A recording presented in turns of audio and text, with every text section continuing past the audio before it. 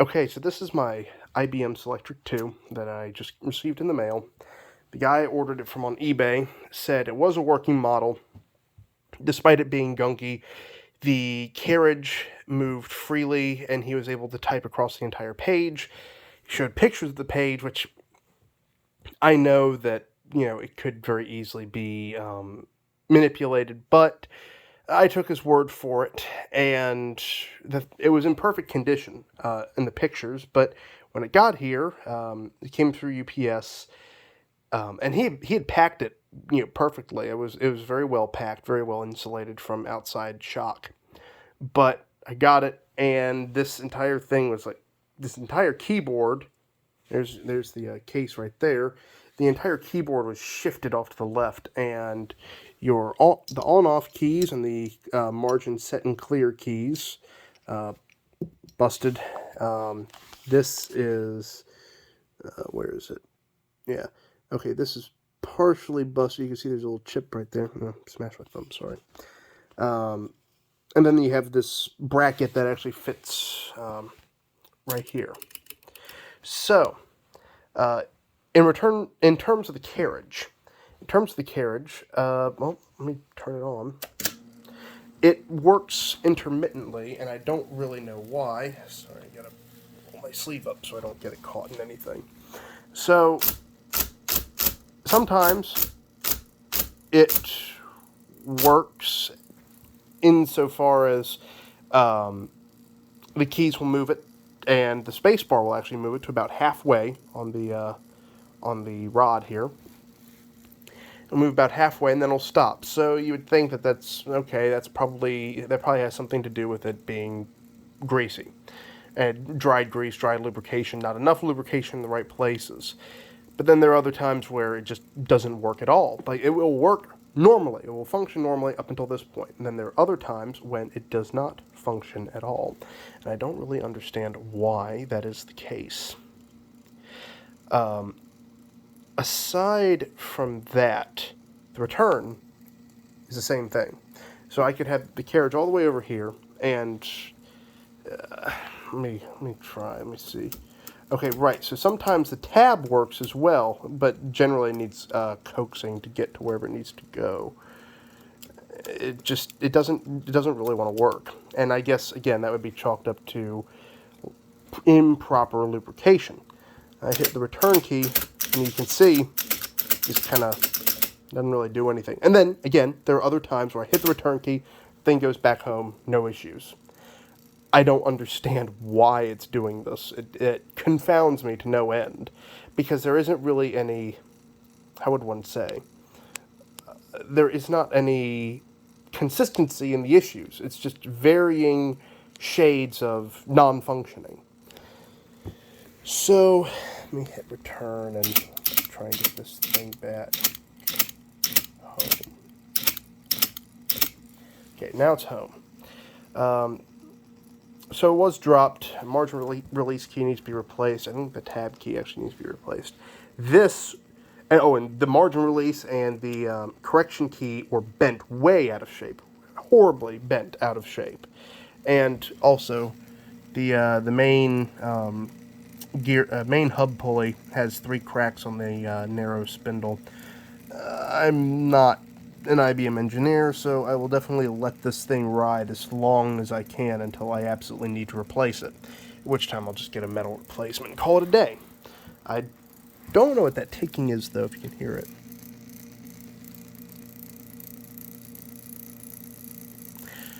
I don't know if that is the pulley, or if that's the motor clutch, because I have heard of that potentially being an issue, or if it's something else, like that little assembly right there, spinning next to the hub pulley. So, let me turn this off. Let me get it to stop, and then let me flip this up. Ooh, boy, that is really heavy. Okay, so, now that I have this resting just right. Oh, and another thing that makes me really understand that this was definitely a fall. This definitely fell. Is that these little leaf springs is a little leaf and there's just one floating right there. I don't know if that's what it's supposed to do, if there's something missing. If you could advise me of what that is, that would be wonderful. But anyway, there were several of these that were dislodged from proper position. There's some that are actually a little too far down. Anyway, this erase key, the correction key, there's a little fork on the bottom of it. It just doesn't fit on anything. You see, it presses down on that one lever, and then when you press it, it doesn't actually, and you go through the motions of correcting, it doesn't reset. And also, you get this key, like it pulls way up as well. Like when you have to pull it, it just, it just doesn't function. To me, it doesn't function right. There's no way that can be correct. Again, could be speaking out of my neck here, so please, if anyone has the right ideas, please let me know. I would be eternally grateful for your assistance in this matter. I've been watching, what's the gentleman's YouTube channel? Phoenix Typewriter Repair, something along those lines. And he's done very in-depth videos on like replacing the main hub pulley and repairing some other things on these typewriters over the years, so I will definitely be reading up on that. And I have also heard, and I would like a little bit of advice as to whether or not this is the right thing to do, would it like someone said who was an IBM tech in the 1980s, and this was from an old form, like from 2003, that to clean these things, they'd pull off the keys, and obviously take it out of the case, and dunk it in a big vat of Varsol, which is the denatured alcohol or mineral spirits, or however it goes. And they would use an agitator to clean out all the gunk. Would that be advisable in the modern era, or should, because I don't know, sometimes these chemicals, these compounds change, and the compounds that were used in the 1980s are no longer the compounds that are available today because of environmental practices and so on and so forth. So, advice for, yes, the correction key and where that's supposed to sit and how it's supposed to function. Carriage return as well. That would be carriage function, I guess I would say, just in general. That would be nice to receive some advice on, so I can get this behemoth working properly, so I can, have a fully working visual aid for a public speaking engagement that I have to do for a class coming up in about 10 days.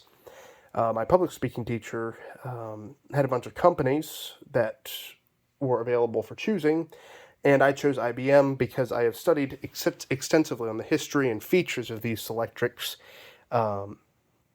So I really felt like I had a good way of selling these machines, despite the fact that they haven't been made in so long. And I also have manual typewriters of a conventional sense and their electronic counterparts, so I can do like a full-on, broadsheet comparison on the table. Here's your manual type basket, here's your electric type basket, and then here's this.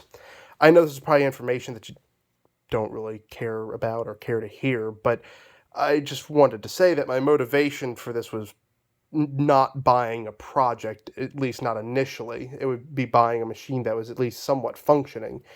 So I'm sure whoever watches this will understand my frustration and my urgency to get this thing at least somehow, some way, some shape, some form, functioning somewhat correctly. With that, also, I don't know if these things have a special, I don't know if these machines have a special, if anything happens inside of them, if they're dropped or in some way, shape, or form mishandled in shipping. If there's anything specific that I need to know for that, please let me know that as well. I would be most grateful for any assistance that is brought my way by the forum. So, thank you for watching this now 10-minute video. I did not mean for it to be this long and to take this much of your time, and I will be looking forward to your comments and implementing those comments into my servicing foray with this machine, as much as I can do without irrevocably damaging it or knocking it out of calibration. I do know my limits. All right, so thank you in advance, and I hope this finds you well.